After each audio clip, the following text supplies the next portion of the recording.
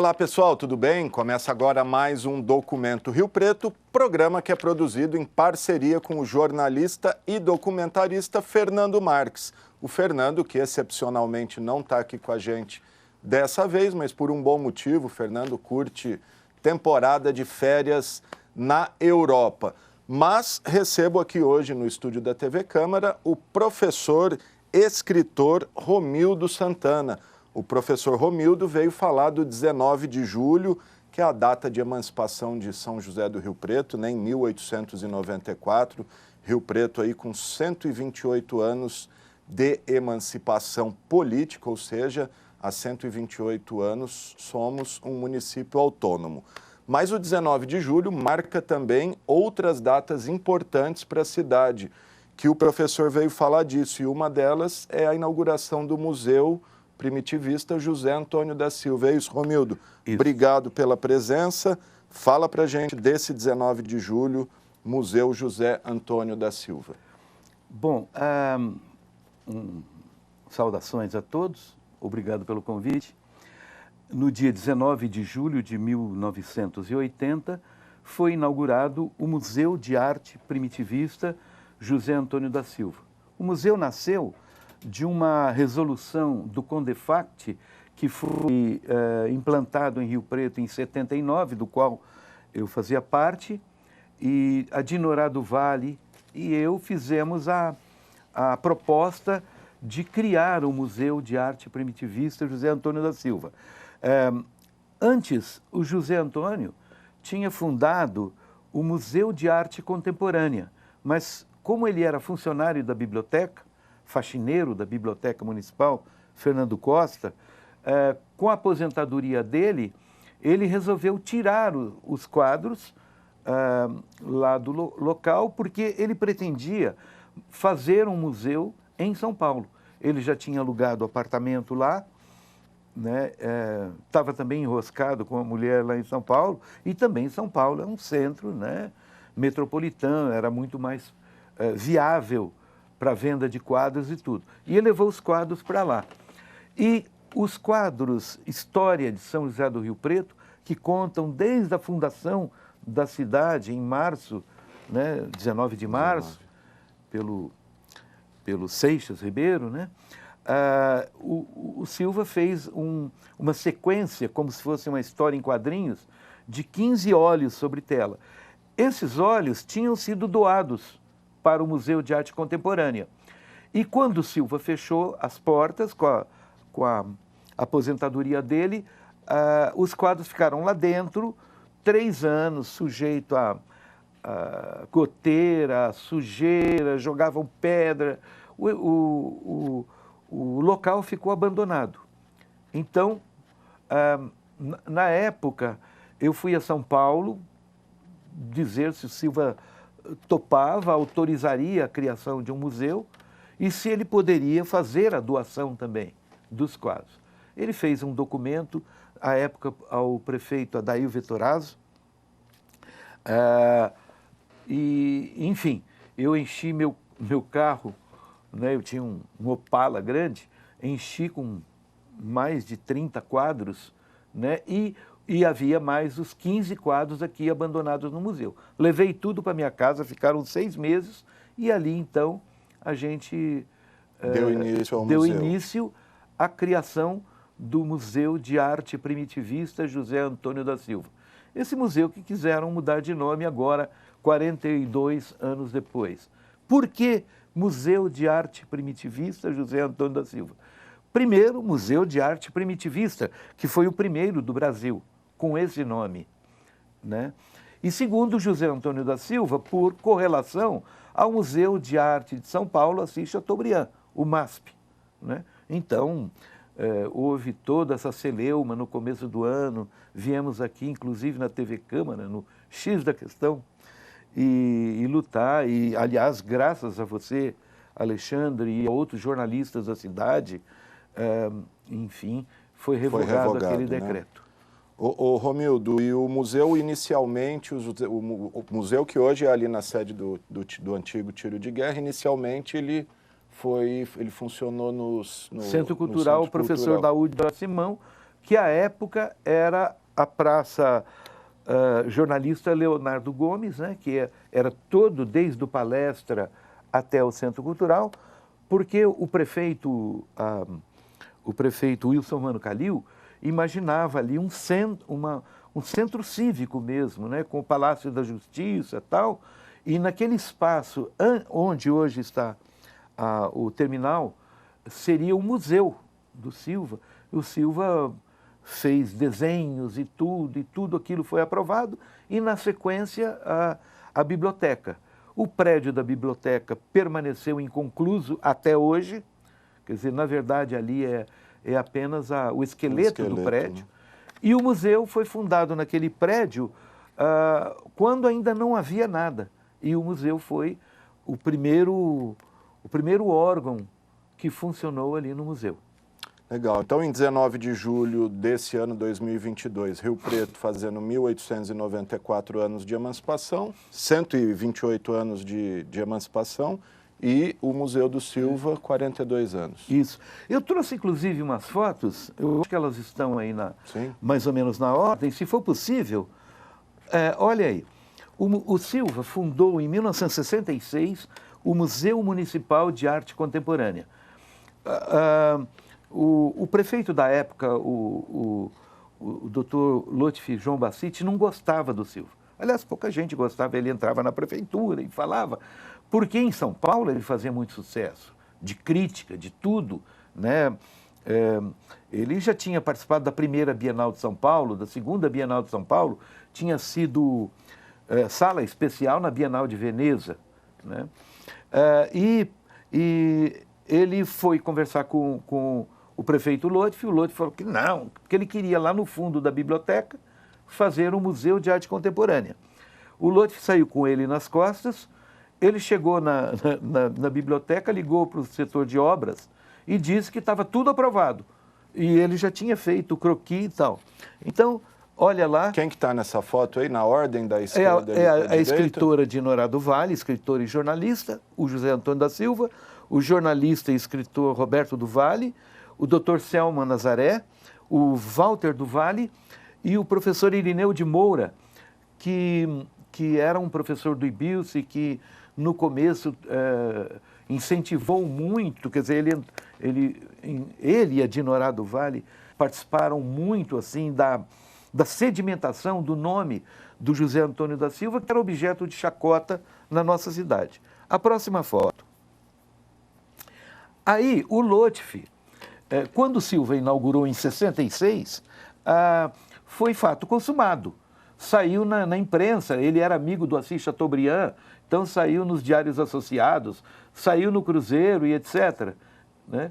E aí não tinha mais como o prefeito Lotfi voltar atrás. Aquela foto anterior que a gente viu foi uma inauguração informal. Em 66, informal, né? E essa aí é o convite para a inauguração formal em 1968. Nessa época eu já trabalhava no Diário da Região, eu estive também na inauguração em 66. Naquela época eu trabalhava no Falavina, que era ali pertinho, e eu ia conversar com Silva, tal, papapá, eu gostava muito do proseio dele. O próximo... Só a diferença, foto, Romildo, não ficou claro, 66 teve essa inauguração. Em 68 teve outra inauguração. E 80 outra. Não, aí, peraí. Tá. Aí, nesse convite, volta um pouquinho.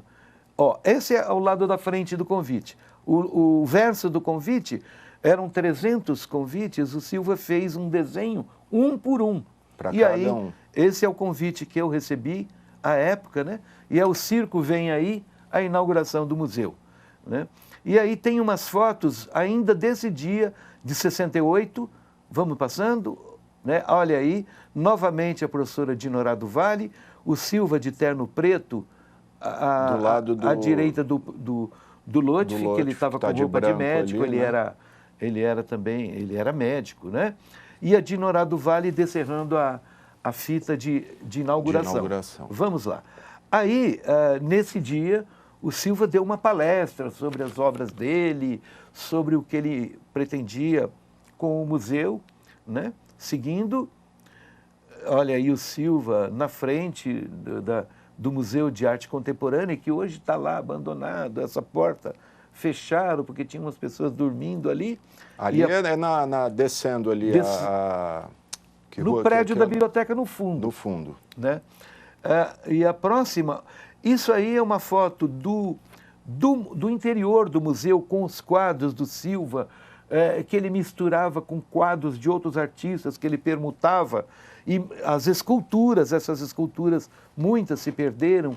Lá no fundo, aquele crucificado, essa escultura chama Em Rio Preto Me Crucificaram, é uma escultura de mais de 2 metros de altura, e quando o museu foi fechado, rebentaram com essas esculturas, tudo. Tem alguma coisa ali ainda, né, na biblioteca, Sim, no tem, museu tem ali? bastante coisa.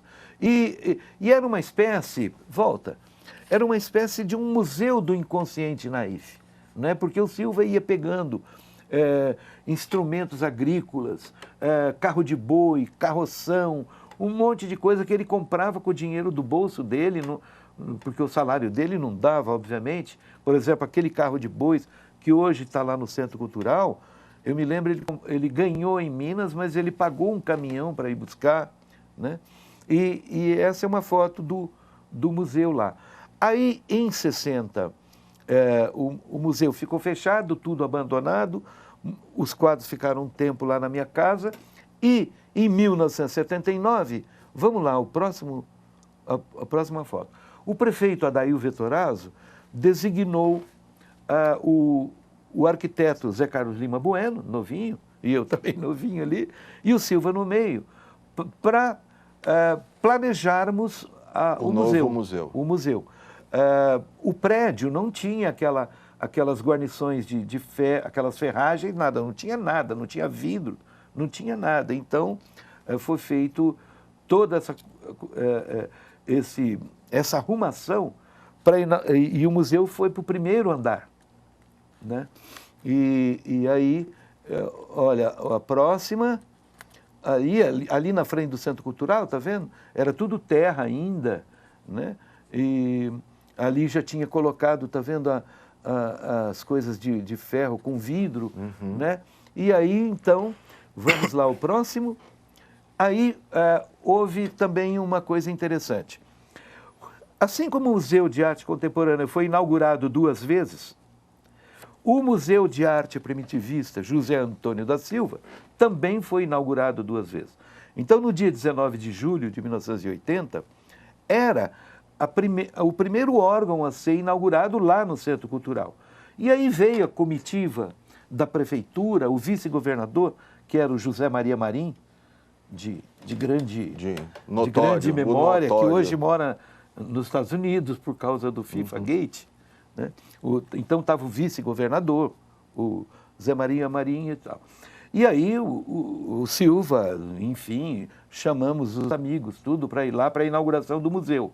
E escutamos o pessoal lá embaixo, batendo palma, descerrando placas e etc. E imaginamos, agora eles vão subir lá para inaugurar o museu, né? E para inaugurar o museu. Aí eles foram embora. E o museu ficou sem inauguração. Na época, o Silva ficou muito injuriado. Ele queria fechar tudo outra vez, queria pegar o quadro e levar embora, né? Apesar de que ele já tinha feito um documento doando os quadros à prefeitura. Aí, uma semana depois, nós fizemos uma nova inauguração. Passa aí o slide. Olha aí. Só que foi assim, porque a prefeitura não mandou convite para ninguém na primeira inauguração e nem na segunda. E aí eu convidei o reitor da Unesp, eu era professor de História da Arte, do IBILSE, né, da Unesp. Convidei o reitor, o diretor do IBILSE, professores e tal, e mais amigos, né? E olha aí, né, esse de terno preto, mais baixinho, ao seu lado é o ali, reitor, né, da Unesp, olha lá, o diretor, o vice-diretor do IBILSE e etc., e não apareceu ninguém. O Daúde Jorge Simão, de camisa quadriculada lá, né? O professor Celso Abade Mourão, de bigode, o famoso bigode do... E o Silva, esse é o centro, né? E o Silva ali no centro, né? Eu ali à esquerda. E não apareceu também ninguém da prefeitura, nem da Câmara Municipal e nada. Passa mais um, eu acho que tem. Olha aí, esse aí é a sacada, né? E o museu no primeiro andar ali do Centro Cultural, quando não havia nada, não havia biblioteca ainda, não havia nada, né? Ali em 1980. Passa o próximo, aí a foto do museu com o logotipo que foi feito pelo Zé Celso Culturato Barbeiro, o nome do museu e tal, no dia da inauguração. Aí, em 1997, houve uma grande enchente, eu já não estava mais como diretor do museu, houve uma grande enchente, os quadros foram para o porão do Teatro Municipal, as esculturas e toda a documentação ficou lá no prédio, né? E ficou por 3 anos. Né? Então, o Ministério Público moveu uma ação contra a Prefeitura e pediram para eu voltar para refundar o museu. Né? E aí você vê a gente carregando de uma maneira muito rudimentar, não é desse jeito que você faz, né? Mas na época a Prefeitura era o que dava. Cedeu essa Kombi, né? E muitos quadros, vai pulando. Olha aí, esse quadro é um Esse quadro quadro que é fantástico. É fantástico, maravilhoso, né? É um quadro de grandes dimensões. Olha aí como é que estava o estado dos quadros, está vendo? Tudo craquelado, tudo estragado, vai pulando. Olha aí, ali rasgado, está vendo? Na ponta. E a gente conseguiu, junto ao Sesc... Aliás, bela camisa que você estava aí, hein? Obrigado. Eu evoluí, viu? Na moda. Aí, o Sesc contratou um pintor da época que pintava, inclusive, na casa do Zé Antônio da Silva, tinha as cores e tudo, que era o Valdrix. E contratou o Valdrix para restaurar 15 telas. Aí, quer dizer, volta à tela anterior. Isso o Silva já tinha morrido? Não. Não, estava vivo. Olha aí, tá vendo esse buraco que a gente vê aí embaixo, à esquerda, e olha lá ele restaurando. Né? Ele colou por trás, ele tinha as mesmas tintas e tudo. E aí, no ano 2000, foi feito uma nova... não foi feita inauguração, não houve ato inaugural e nada. Né? Mas o museu voltou a funcionar no ano 2000. Olha como os quadros estavam craquelados e estragados nesse período que eles ficaram lá nos porões do Teatro Municipal. Mais ou menos 3 anos. Isso foi que ano, mais ou menos, Romildo? De 97 a 2000. 2000. Né? A gente reinaugurou no comecinho de 2001. Né? Olha como que estavam os quadros. Isso ainda na biblioteca. Ainda na biblioteca. Certo. Né? Vamos lá. Olha aí já os quadros, a gente preparando no ano 2001 para o museu voltar a funcionar. Reinaugurar, né? Reinaugurar. E aí é quando o museu já foi para o prédio histórico tombado onde funcionou o tiro de guerra, onde funcionou a biblioteca municipal e onde o Silva trabalhava como servente na biblioteca. A gente lutou bastante para que o museu voltasse para aquele lugar, porque foi lá que tudo começou. Ali foi na gestão Valdomiro. Pedi para o Flávio pôr a foto de novo. Isso. Na anterior, Flávio. Anterior. Isso. Aí nós temos ali o próprio Romildo, né? O Parisi, parece, o ex-secretário de Cultura, o Valdomiro. O Daniel Firmino. Isso, o Romildo ali entre o Firmino e o Valdomiro. Baixinho. O Jocelino. E foram umas pessoas para a inauguração. A gente, na época, a gente lutou porque antes de ir para o museu, foi ali a Secretaria de Turismo, cuja secretária era a dona Bacite, a dona Yolanda Bacite. E a dona Yolanda e eu fizemos um documento solicitando que a prefeitura levasse o museu para lá. Isso ainda na segunda gestão do prefeito Edinho Araújo. E a gente conseguiu depois na gestão do prefeito Valdomiro. Mas a nossa ideia é que o museu funcionasse em todo o espaço daquele prédio histórico. Ele só está funcionando no lado da frente, onde era a biblioteca. Sim. E a parte do fundo, onde há 15 painéis do Silva, pintados inclusive na parede, né, em que ele reproduz cenas do primeiro romance dele, O Romance de Minha Vida, de 1949, editado pelo Museu de Arte Moderna de São Paulo. Aquela parte do fundo permanece fechada até hoje. E por essa razão não foi... E por um tempo funcionou alguma coisa ali, né? Eu cheguei eles a fazer... Eles criaram um chamado Museu Naif, que nunca foi para frente, quer dizer, não tinha funcionário, foi tudo assim muito amador, sabe? Né? Sempre foi amador, né? A história inteira ali. E o museu, assim, a funcionária entrava de férias, trancava, fechava e ficava assim. E agora está completamente fechado, abandonado, né? Houve promessas, né, da anexação do museu, e aí poderiam, né, porque eu não sou mais diretor, levar as esculturas para lá, quer dizer, fica tudo muito mais arejado, uma coisa moderna, mas infelizmente aquele prédio está se deteriorando também, está todinho pichado, as lâmpadas externas estão queimadas, né?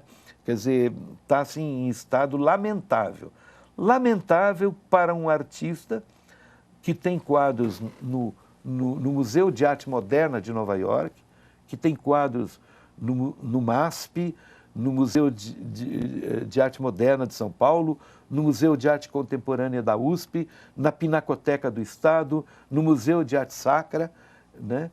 Um artista que participou de várias bienais de São Paulo, que foi sala especial na Bienal de Veneza, e que tem obras... Um livro maravilhoso, eu queria até mostrar, olha aqui. Saiu agora, né? Saiu agora, olha que beleza. Pedir para o Cabelo enquadrar aqui, Cabelo? Tem jeito, Cabelo.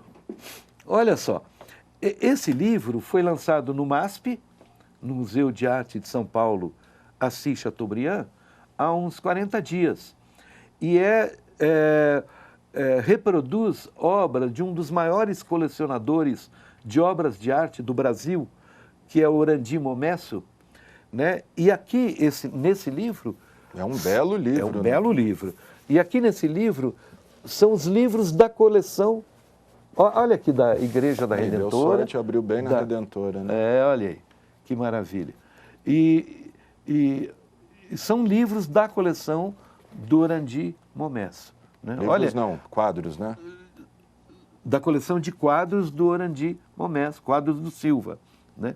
É uma coleção maravilhosa. Ele tem 2 quadros de 1948, da primeira exposição do Zé Antônio da Silva, em São Paulo, na Galeria Domus, né? Então, é uma coleção preciosíssima, né? Imagina, 1948, né? Quando o Silva foi festejado... Dele, né?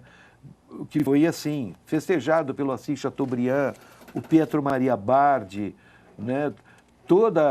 O Titilo Matarazzo, nessa exposição, no outro dia, o Titilo Matarazzo, que era um dos industriais mais ricos do Brasil, né? Perguntou ao Silva qual era o desejo dele. Ele falou: gostaria de conhecer o mar. Ele falou: pois não, você vai no meu carro amanhã e eu vou te mostrar o mar em Santos. E o Silva fala, inclusive, que quando ele viu as ondas chacoalejando para lá e para cá, é isso que deu inspiração para ele fazer os algodoais, né?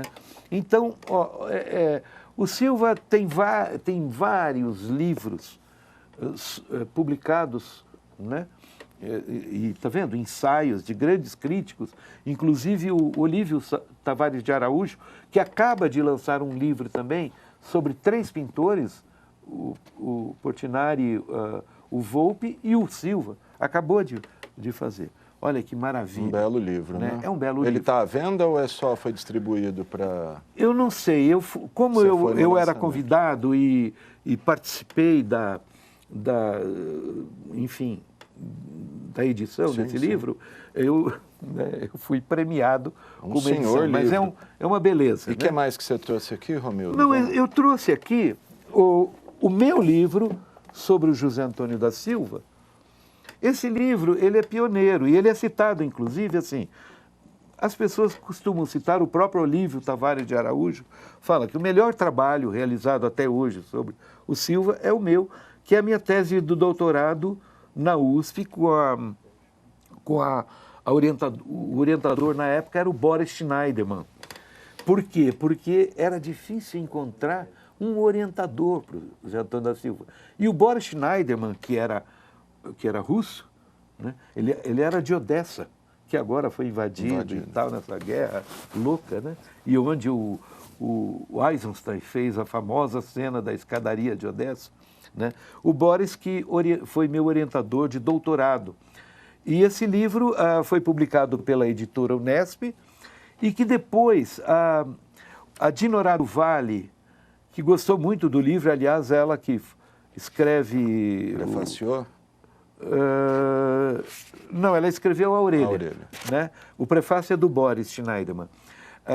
Ela tinha ganhado o prêmio Casa das Américas 2 anos antes. Falou, não, você tem que mandar esse livro que é muito bom, não sei o que, você vai ganhar. Eu falei, imagina, Dinorah, né? Não vai ganhar, não sei o quê. Na época, a correspondência era difícil chegar em Cuba. Né? Era ainda a época da ditadura e etc.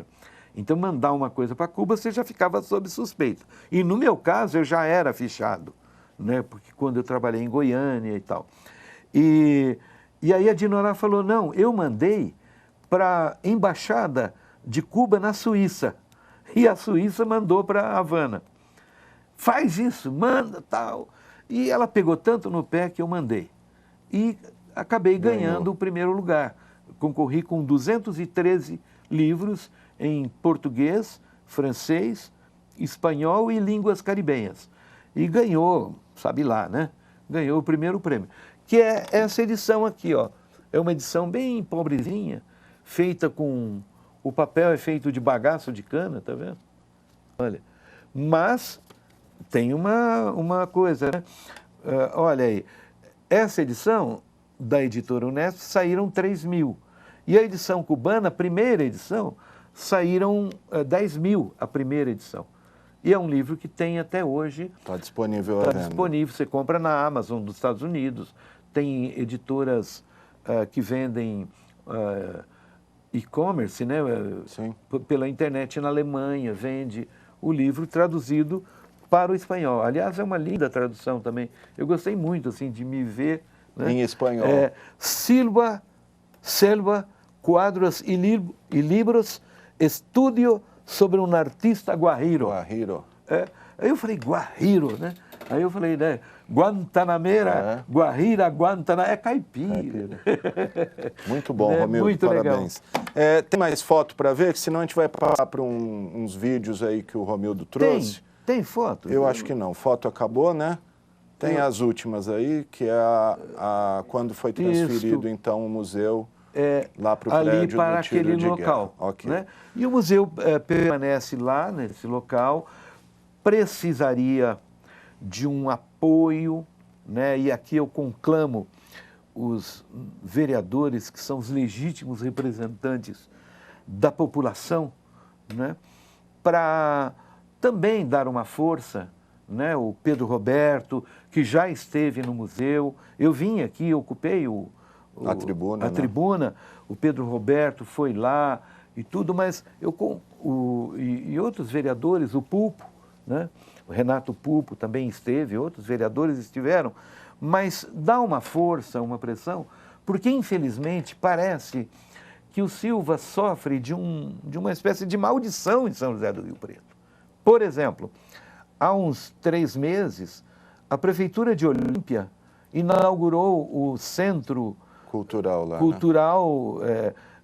Como é que chama? Estação Cultural de Olímpia. Cultural, da antiga estação ferroviária. Exatamente. Né? Maravilhoso, com já de início, 30 quadros do José Antônio da Silva. Eu participei, fiz o documento para aquisição das obras, entre 80 quadros, eu escolhi 30, e já foi inaugurado lá em Olímpia. Para você ter uma ideia, para os senhores terem uma ideia, nesses 42 anos do museu, que completam agora no dia 19 de julho, a Prefeitura de Rio Preto nunca comprou um quadro do José Antônio da Silva para melhorar o acervo. Pelo contrário, os quadros estão necessitando de restauro, de restauração. Por quê? Porque na época que ficava no Centro Cultural, ali tudo de vidro é uma incubadora, uma estufa, sabe? É uma estufa. Parece o aeroporto lá, Santos Dumont, do Rio de Janeiro, é uma estufa, tudo de vidro, quer dizer, completamente incompatível. E essa foi uma das razões pelas quais a gente lutou para o museu sair de lá, né? Então, você imagina a tela a óleo com calor de 40 graus diuturnamente, vai rachando tudo, vai craquelando tudo, vai estragando. E isso não pode, porque não é um crime para a cultura de São José do Rio Preto, não é um atentado à cultura de São José do Rio Preto ou à arte de José Antônio da Silva. É um atentado à arte brasileira, porque o Silva é reconhecido como um dos maiores pintores naífes do mundo. Do mundo. Imagina, ele tem quadro no MoMA, no Museu de Arte Moderna de Nova York. Inclusive sobre isso, Romildo, tem um vídeo que você fala, que você trouxe, com uma gravação que você tem dele, que ele fala do reconhecimento. Vamos ouvir, é curtinho, é uma sonorinha coberto com algumas obras, aí o Romildo comenta na sequência. O Rio Preto nunca reconheceu a minha arte em tempo. Levou muitos anos. E essa falta de não reconhecimento da minha arte em tempo deu um grande prejuízo para a cidade, na parte artística, um grande prejuízo. Por quê? Porque eu devia ter um museu há muito tempo e eu tinha muito mais facilidade de arrumar obra de arte naqueles tempos, como eu explicava para eles, do que agora, do que depois. Porque naquele tempo ninguém ainda sabia o que era um valor de um dia, um valor de um Volpe, um valor de... Ninguém sabia, muito pouco. E eu, com a troca, naquele tempo, eu trocava, entendeu? E o museu tinha facilidade de ter isso tudo. E eles não me deram o prédio, e eu perdi muito tempo, fui perdendo tempo, tudo foi valorizando, tudo foi ficando difícil, até que aconteceu o que aconteceu. Bom, tá, então conferimos a voz do Silva aí falando sobre o reconhecimento. O que você tem a dizer disso? Olha, essa gravação foi feita em 1982 pelo jornalista Mário Soleri e por mim, na casa do Silva, e era para esse livro aqui, para a minha tese de doutorado. A gente levou um equipamento de som, etc. E essa gravação, né, que vocês acabaram de assistir e ouvir, vai mostrar aquele cidadão que não teve escola nenhuma, né, e que fala coisas muito sábias, né? O Silva se antecipou ao tempo. Quando ninguém falava em ecologia, em destruição do meio ambiente, ele já estava pintando quadros. Aliás, quando ele pinta um quadro do fundador da cidade de Rio Preto, né? Ele pinta o fundador da cidade de Rio Preto cortando uma árvore, à beira do Rio Preto, né? Cortando uma árvore. Então o Silva era dado assim como louco. E na cidade de Rio Preto, ele era também meio folclórico, ninguém dava importância para ele. Embora em São Paulo, embora no Brasil, o Rubem Braga tivesse escrito sobre o Silva, o Oswald de Andrade escreveu sobre o Silva, naquela famosa exposição de 1948, e grandes críticos da época escreveram sobre o José Antônio da Silva. Mas aqui em Rio Preto não davam valor para ele. Agora, quando a gente ouve esse depoimento, essa sonora, como se diz na televisão, né, a gente vê como o Silva é um cara sábio. Vocês vão perceber isso no próximo vídeo. Acho que vamos já conferir, então, aí você explica o que é. Acho que é Projeto Museu, né? É isso, o Silva vai falar sobre o museu que ele tinha imaginado que Rio Preto deveria ter lá na Praça Cívica, depois Praça Jornalista Leonardo Gomes e hoje Terminal Urbano. Praça que, inclusive, foi inaugurada no piso, lá no alto, no teto do terminal. Né? Ali teria um prédio grande e o Silva está falando o que ele pretendia fazer lá. Porque Rio Preto, gente, mereceria ter um museu de arte naif, de arte contemporânea. Eu propus isso, inclusive, numa edição do Diário da Região, de 19 de março, uns 3 anos atrás. falando, olha, naquela extensão, depois do viaduto até a Swift, poderia ter aquele museu horizontal que o Silva projetou. Sonhou, né? Sonhou, né? E ali você teria um museu de arte naif, e dentro do Museu de Arte Naif, o Museu do Silva, né? Qualquer artista brasileiro, não custaria nada para a prefeitura, a não ser erigir o prédio para a formação do acervo, né? Porque não tem um grande artista naif no nosso país que não doaria um quadro para ficar ao lado do José Antônio da Silva. Né? Essa ideia foi apropriada pelo pessoal de Paraty, que abriu o Museu de Arte Naif, já lá em Paraty, né? E a gente tem um grande museu de arte naif em Penápolis, que é o Museu do Sol. Sim. E Paraty que vem dando um show de cultura, né? Um show de cultura. Vamos conferir então essa sonora do Silva também, é curtinha, tem 1 minuto e meio e a gente já volta. Eu guardo, a maior angústia que eu guardo de Rio Preto, eles não terem aprovado o projeto que eu criei para o museu, que é as 14 salas. 14 salas. Eu estava fazendo um museu super moderno, erguido com colunas e cercado todo de vidro. Não dava. Era um enorme de um salão repartido com as paredes de látex, aquelas tal. Então, em 5 minutos, nós montávamos uma sala e em 5 minutos eu montava a sala. Então, tinha escola de belas artes, tinha escola de cerâmica, de escultura, tinha auditório, tinha tudo quanto precisasse dentro do museu, super moderno. Então, aí eu tinha uma colaboração, não só do Brasil, quase do mundo, porque aí eu podia pedir no mundo todo que estava de acordo o museu. Não, ele, em vez de o prefeito, que era tão meu amigo, admirava e admiro, também até hoje, não tenho raiva dele, não. É um grande médico, que é o Wilson Romano Calheiro, que estava para sair, eu falei com ele, olha, aprova primeiro o museu.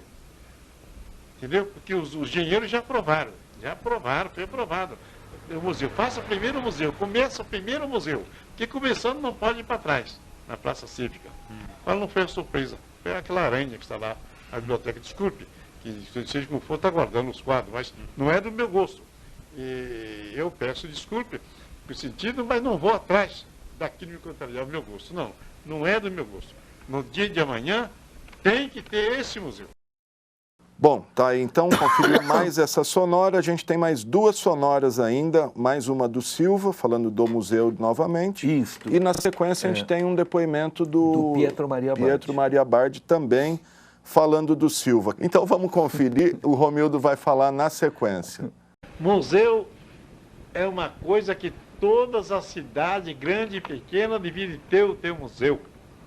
O museu é onde guarda a parte histórica disso que eu estou contando. O museu é onde guarda o Brasil de ontem. Guarda todo o Brasil de ontem, guardado hoje, dentro do museu. O museu fala, o museu é vivo. Todas as obras de arte, todas as peças do museu, ela nos conta um passado, ela nos transmite uma mensagem.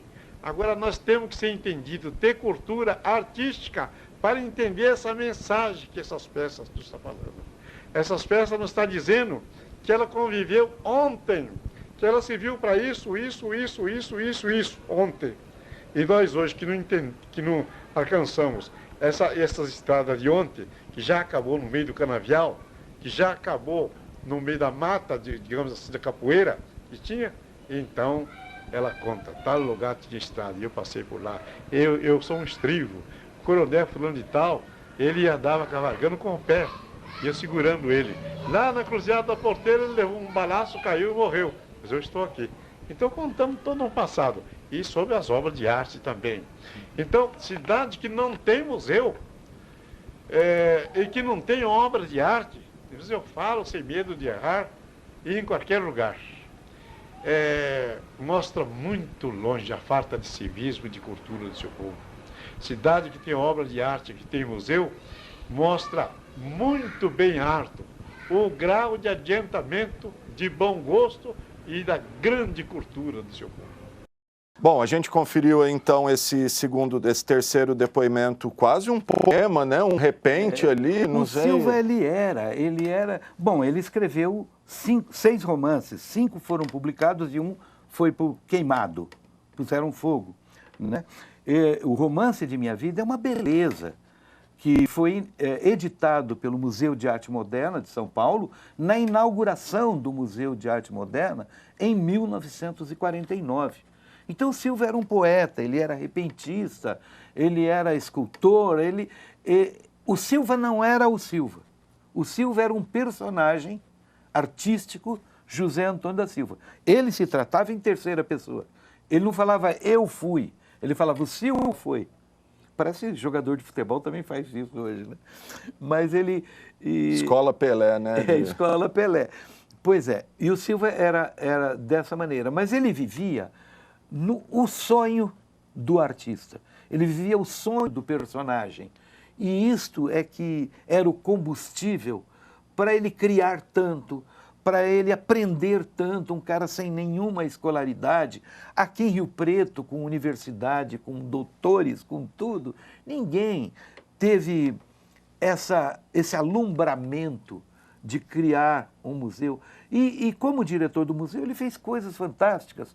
Por exemplo, lá na praça de frente à catedral, que havia o prédio do Cominde, do Banco do Comércio e Indústria, as 10 primeiras agências, havia aquela tremenda águia lá em cima, quase 20 metros de altura.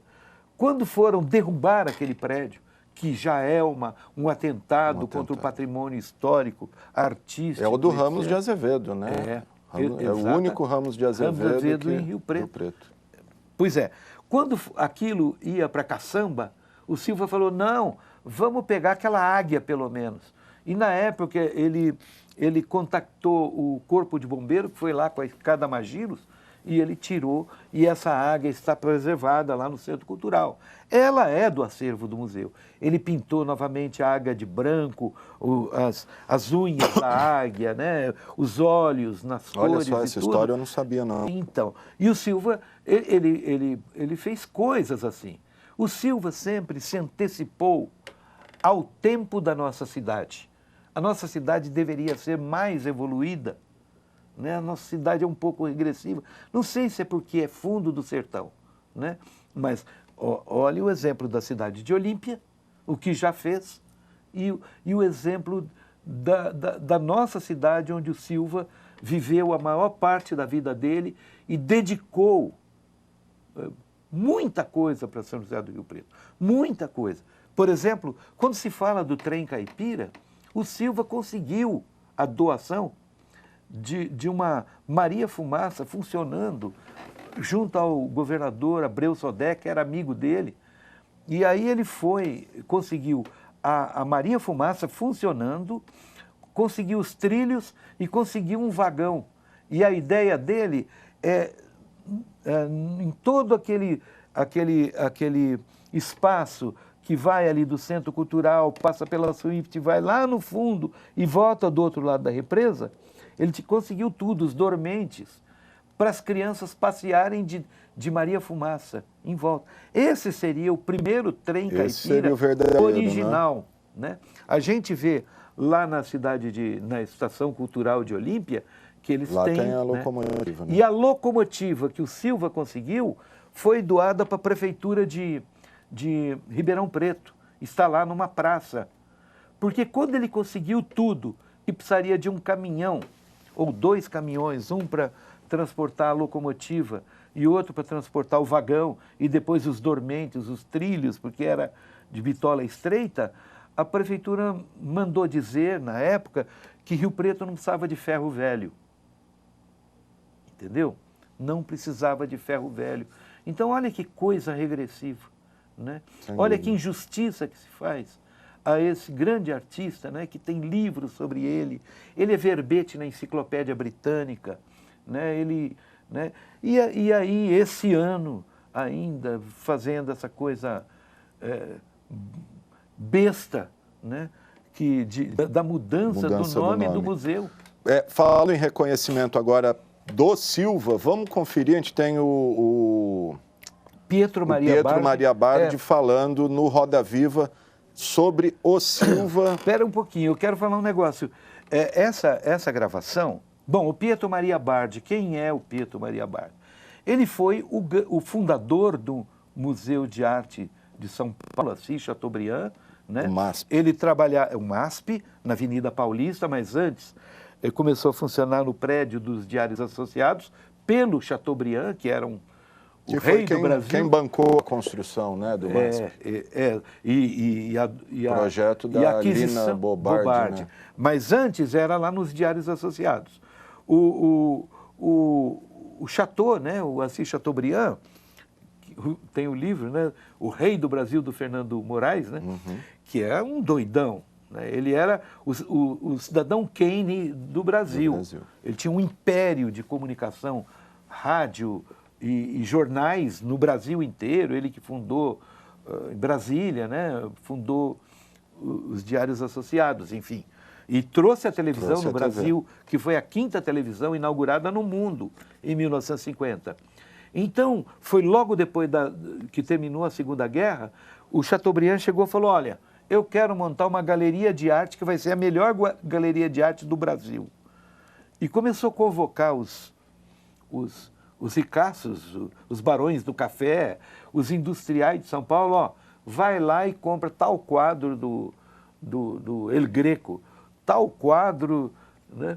E vamos trazendo. E se você comprar, obviamente, eu vou te dar a primeira página, a capa da revista O Cruzeiro e tal. E é claro, se você não comprar também, você... Vai ser meu inimigo. Vai ser meu inimigo. E foi dessa maneira, então ele conseguiu criar a base do acervo, né?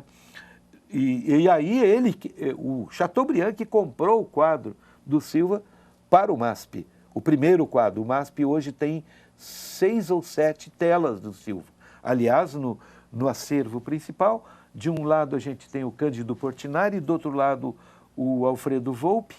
Não,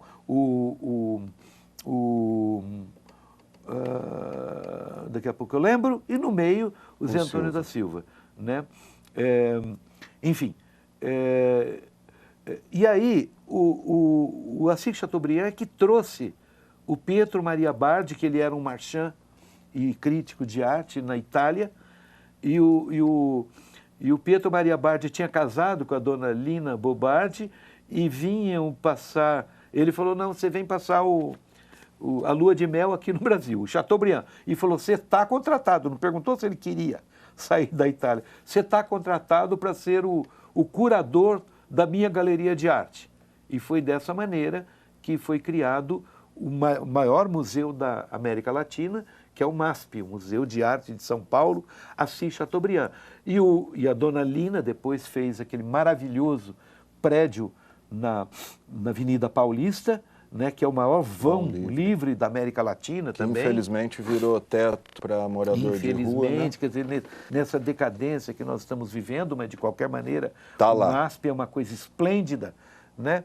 E então o professor Bardi sempre foi um dos homens mais respeitados no campo das artes plásticas, principalmente, no Brasil, né? Enquanto ele é o eterno diretor do MASP.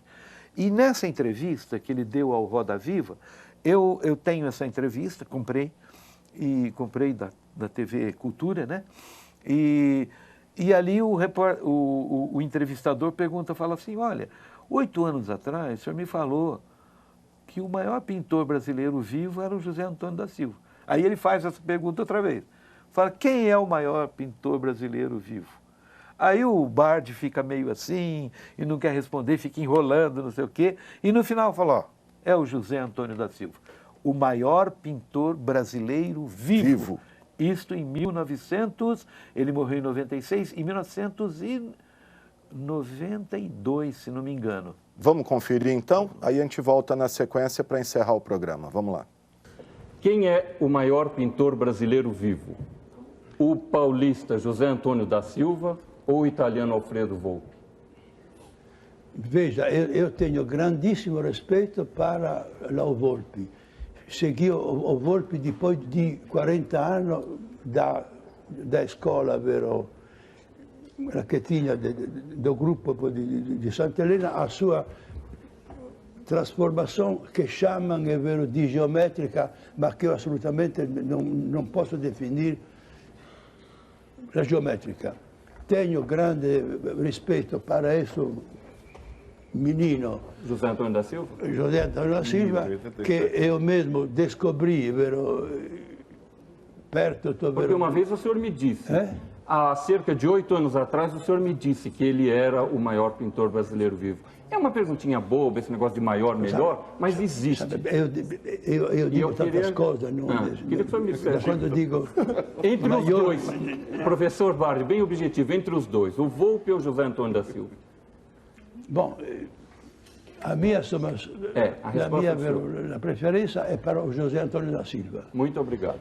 Bom, tá aí, gente. Então, sensacional, né? Eu nunca vi esse Roda Viva, infelizmente. Vou até procurar aí, ver se eu vejo no É maravilhoso, YouTube, né? maravilhoso. Isso, assim, é claro, como eu falei, Oswald de Andrade, quer dizer, tanta gente escreveu, né? Tem um livro chamado Três Primitivos, do Rubem Braga, o Rubem Braga escrevendo sobre o Silva. Os livros do Silva, que nós não mencionamos nesse programa, mas que são espetaculares, o segundo livro do Silva, o prefácio é do Antônio Cândido, né? Então, quer dizer, não é um qualquer um. Percebe? A gente não está falando aqui do Zé Antônio da Silva com o fanismo do Rio Pretense, né? Nessa data tão legal do aniversário de emancipação da nossa cidade. Não é isso. É que o José Antônio da Silva é mesmo reconhecido. Gigante, né? Se você vai ao Museu do Louvre, né, que, aliás, já recebeu exposição do Silva, as pessoas conhecem o José Antônio da Silva. Entendeu? Tem a... Né? E ele está aí espalhado pelo mundo.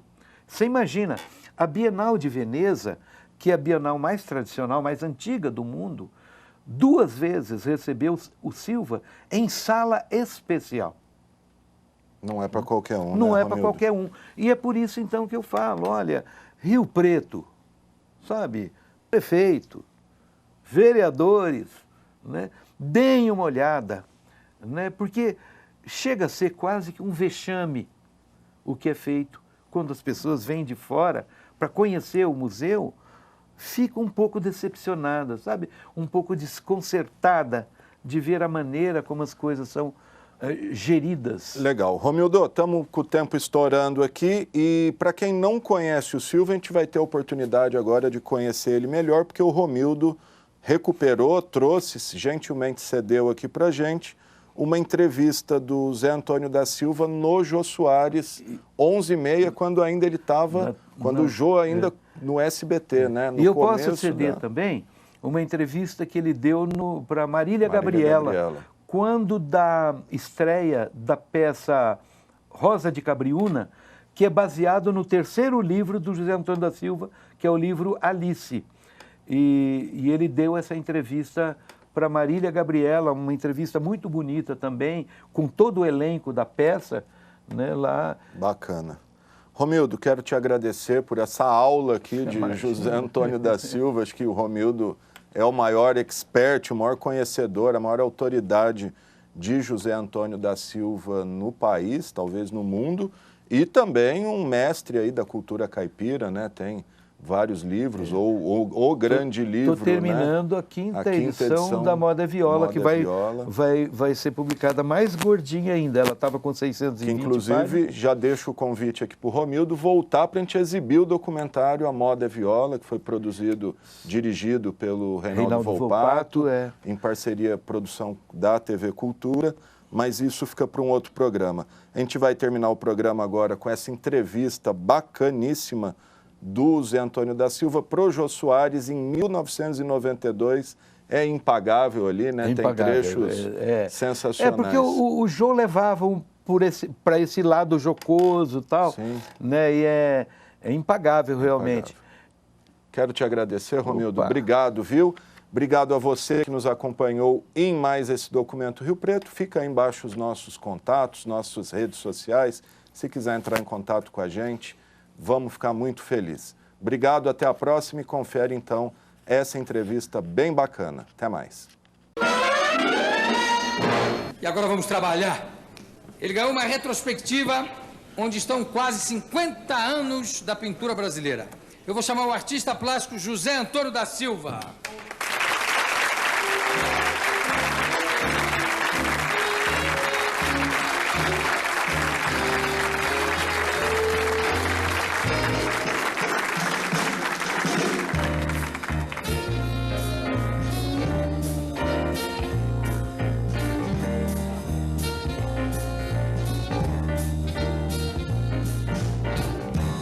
José Antônio, você está sendo homenageado com uma exposição aqui em São Paulo e nessa retrospectiva tem um quadro onde você se coloca junto do Picasso e do Van Gogh e que se chama Os Três Gênios da Pintura.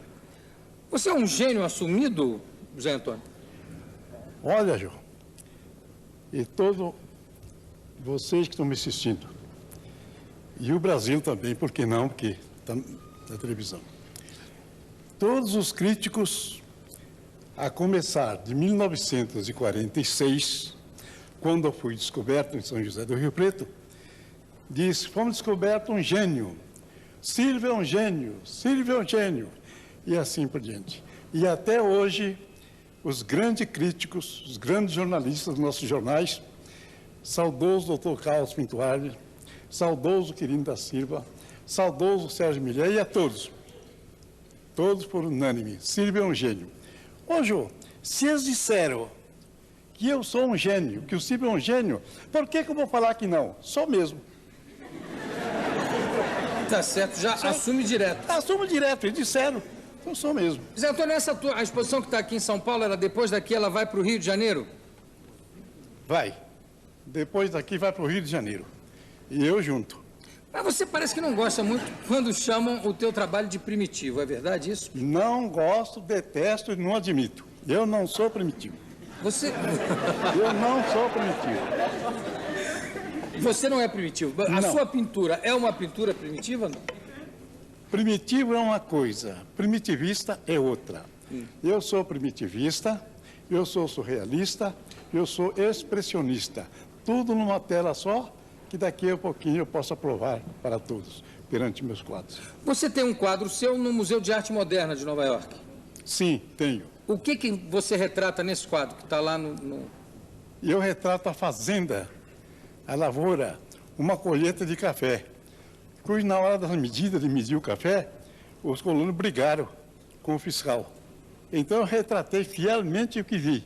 E o senhor Néstor Rockefeller, que esteve aqui no Brasil, visitando a primeira Bienal, achou muito interessante esse tema.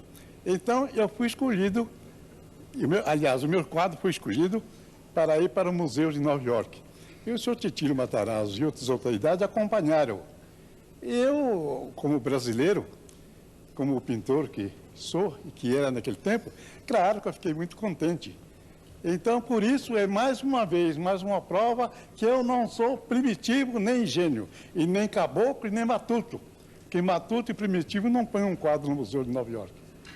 Tudo bem, mas você falou eu não sou primitivo nem gênio, você acabou de dizer. E antes você falou, não, eu sou gênio, sim. Não, nem gênio. Sou gênio, não ingênuo. Ah, não ingênuo, Não, perdão. não ingênuo, Não sou ingênuo. gênio, isto. Gênio sim, mas não ingênuo. Tem dois trabalhos teus aqui, peço, vamos mostrar aqui. E eu queria explicar. Pode explicar. Mas tem que ir lá na frente do quadro, pode ir? Tem que explicar na frente do quadro? Tem que explicar, senão ninguém entende. Ou põe o quadro aqui. Então faz o seguinte, traz, porque o quadro está lá, você vendo pelo vídeo não dá, né? Você tem que estar lá perto mesmo. Eu vou lá. Então faz o seguinte, Alex, traz o quadro para cá, fica melhor. Traz só o quadro aqui e segura ele aqui. Isso. Isto mesmo. Olha, se eu tenho razão ou não tenho. Estou aqui em frente de sendo entrevistado, que eu considero um dos maiores entrevistadores do Brasil. Muito obrigado, Zé. Eu acompanho há muitos anos e admiro. Muito obrigado. Então, por isso, hoje eu vim aqui, nesse programa ilustre, vim de terno e gravata, ao respeito ao jogo. Muito obrigado. Expressionista é pincelada largas. Vejam, se dá para ver. Pinceladas largas no fundo da tela. pincelada larga e empastelada no rosto que se representa meu pai. No rosto do meu pai. Sou realista, fora do comum, fora do natural, esse cabinho de pinto com esse pinto e esse braço tão seco que parece um esqueleto humano. E o primitivista é a imagem total do pescoço para baixo. É o primitivista. Então eu levo as 3 correntes numa tela só, muito bem equilibrada, representando o Brasil, que meu pai foi carreiro, foi colono, fez tudo na lavoura, como seu filho também, que sou eu, fiz. Muito bem. E o outro quadro? Alex, pega lá, por favor. Traz o outro quadro aqui. Veja, é bonito ou não é? Veja que beleza, o Brasil. Veja, isso não é coqueiros, chama palmeiras. Esse verde que nós tínhamos antigamente, a casa de barro cobertinha de sapé. Então, quando os caboclos cantavam, que eu fui repentista há muito tempo que cantava, o repente, eu cantava o seguinte: casa de pau a pique, cobertinha de sapé. Pau que não brota de coqueiro é muito redonda joar.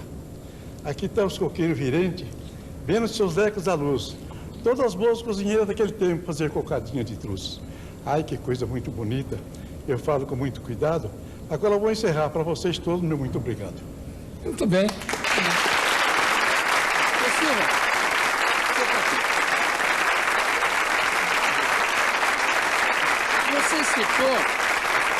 Você citou a primeira Bienal. Você Sim. participou de quantas bienais? A 7ª.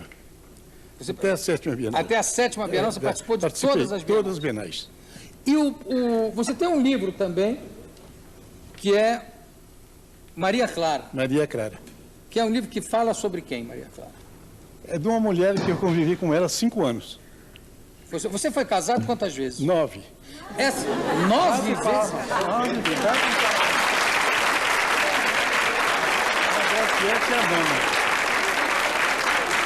Essa moça que entrou com você aqui, quem é? É a minha nona mulher, é a Graciete. A Graciete. Faz 12 anos que nós estamos casados. 12 anos, 12 Graciete. anos. 12 anos. E há uma diferença. Qual é a diferença de idade que há entre vocês? Mais ou menos 40 anos. De diferença de idade? diferença Você de está idade. com que idade, Zé Antônio? 83 anos. 83? 83 anos. E tenho orgulho de dizer, tenho alegria de dizer que eu estou com 83 anos. Porque na época que nós estamos atravessando, é muito difícil chegar nessa idade que eu estou. E chegar em plena forma. Perfeitamente. Então, eu mesmo estou de parabéns, graças a Deus. Meus parabéns, não há dúvida. E essa diferença de idade de 40 anos não atrapalha em nenhum sentido o relacionamento? Eu mesmo me admiro. Eu sou muito forte, graças a Sua Deus. mulher já está rindo lá, o que é? Ela está rindo, ela acha graça. Está rindo, é para achar graça mesmo. Minha mãe sempre dizia, e os antigos também diziam a mesma coisa: homem velho casado com moça nova é um rosário de filhos. E vocês têm filhos? Não. Tem filhos, Graça? Não temos. Ela tem, mas eu não tenho. Mas esses 40 anos não interferem, por exemplo, na sua... Vou fazer uma pergunta meio indiscreta, mas eu não resisto mesmo. Não interfere na sua atividade sexual, por exemplo? Não? Não, eu sou muito forte. Na parte sexual, graças a Deus, pode perguntar a ela o que eu sou. Pergunta. Ela responde. Ela responde. Então tá bom, Graciete, como é que é nesse lado sexual, como é que é? Tá ótimo. Tá ótimo? Não troco por 2,15. Como é que é? Não troco o Silva por 2,15. Não troca o Silva por 2 de Com 15? 2 moços de 15 anos. Quer dizer que ele todo dia, toda noite comparece? Perfeito. Não falha. É mesmo, Graciete? É. Todo dia? Todos os dias, mas eu falo isso aqui sem medo de errar.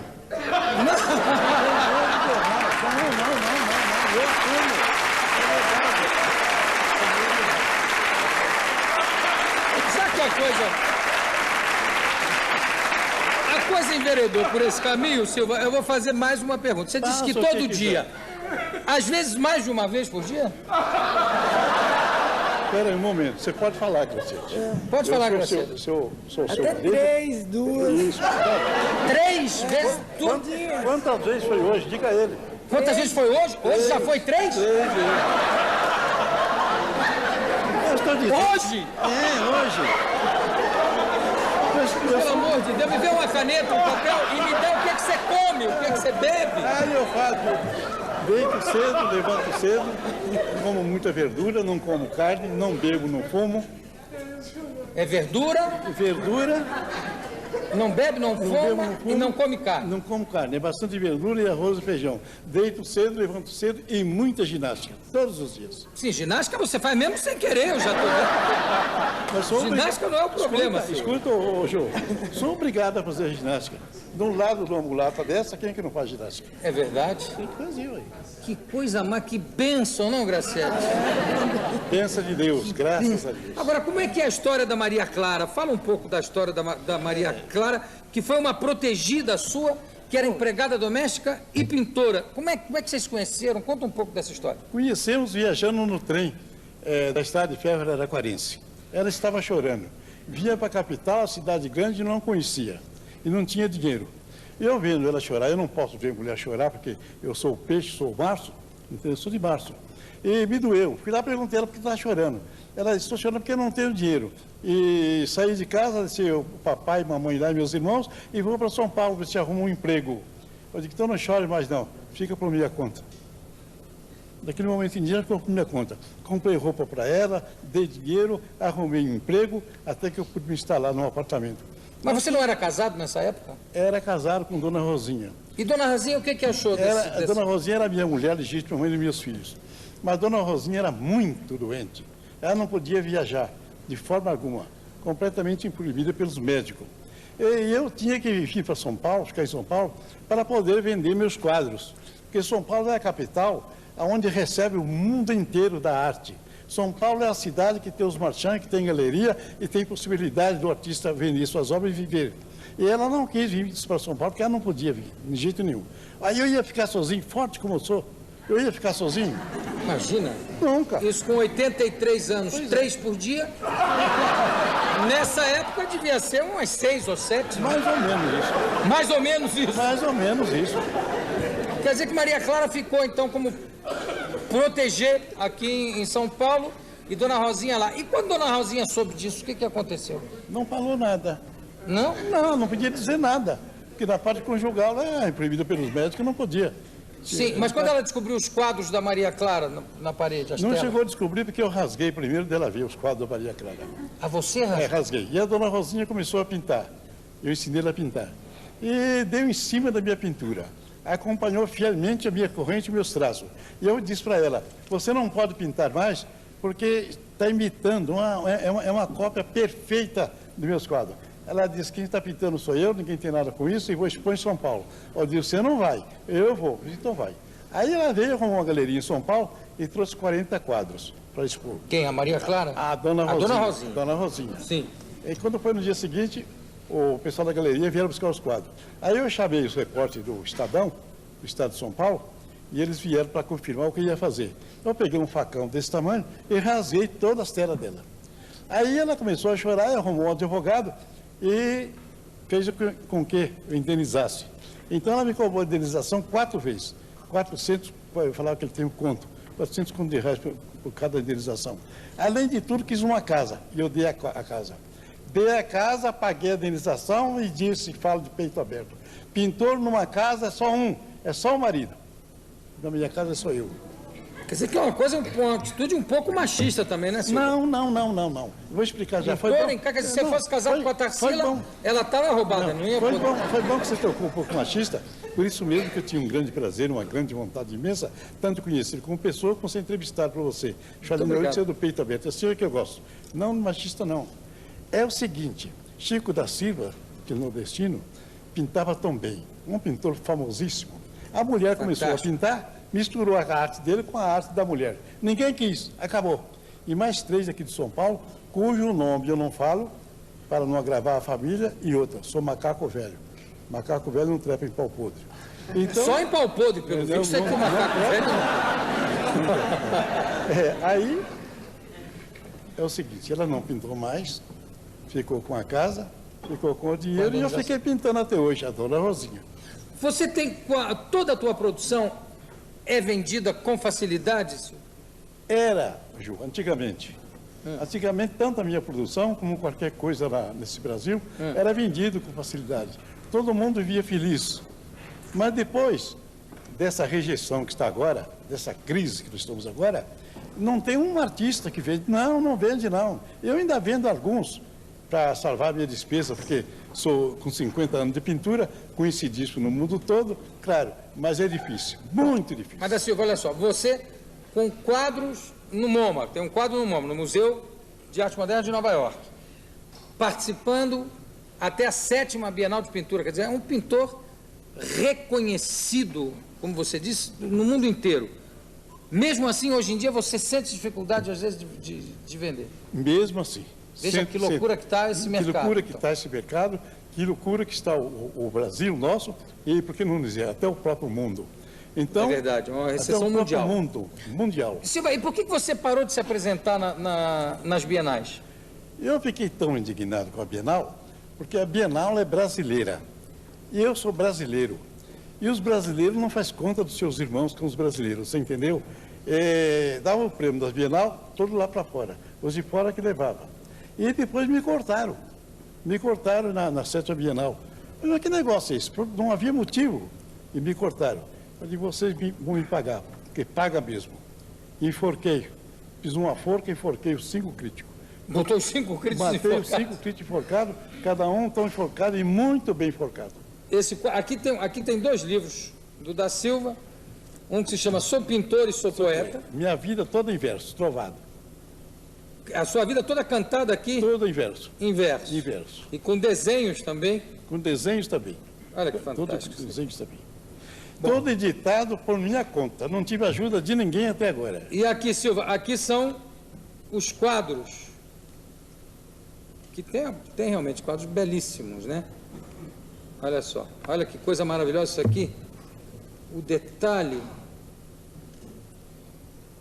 Tá dando para pegar bem aí? Tá, Edmurphy, tudo em cima? Olha só.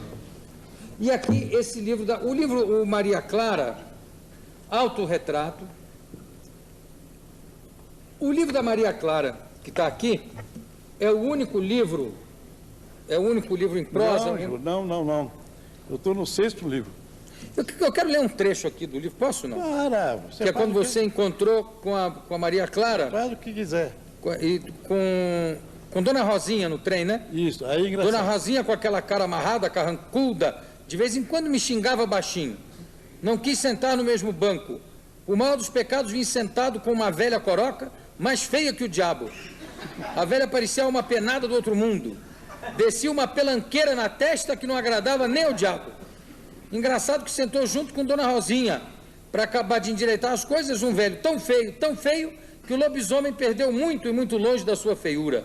Aí eu gostei. Por que gostou, Silva? Gostei porque ela me prejudicava muito. Ela queria me diminuir, ela queria me arrasar, acabar comigo.